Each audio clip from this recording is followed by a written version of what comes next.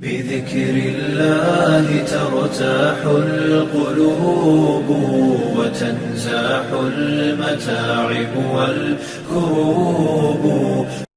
اسی طرح حضرت انس سے روایت ہے کہ حضور نے ارشاد فرمایا میری امت میں حلال و حرام کو سب سے زیادہ جاننے والے حضرت معاذ ابن جبل ہیں. تو علامہ سیوطی فرماتے ہیں اسی وجہ سے حضرت معاذ علماء کے امام بن کر آئیں گے اور علماء ان کے پیچھے پیچھے چلتے ہوں گے. اور اس حدیث سے یہ بھی معلوم ہوا کہ حضرت معاذ ان علماء کے امام بنیں گے جو حلال و حرام اور جائز و ناجائز کا علم رکھتے ہوں گے.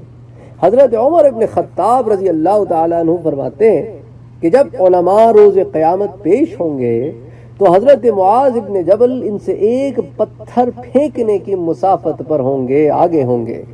تو یہ جو پہلی آپ سے روایت میں نے بیان کی حضرت انس ابن مالک والی کہ میری امت میں حلال و حرام کو سب سے زیادہ جاننے والے حضرت معاذ ابن جبل ہوں گے، اس کو تو امام ابو نعیم نے الحلیہ میں روایت کیا ہے. اچھا، اس کی اسناد بہت جید ہے.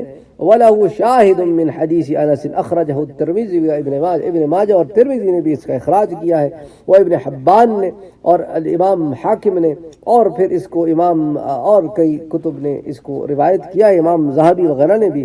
اچھا، پھر جو دوسری آپ کے سامنے حضرت عمر کا میں نے قول پیش کیا ہے، اس کو بھی اخرجہ ابن سعد فی الطبقات، اس کو حضرت ابن سعد نے طبقات میں اس کا اخراج کیا ہے. بذكر الله ترتاح القلوب وتنزاح المتاعب والكروب.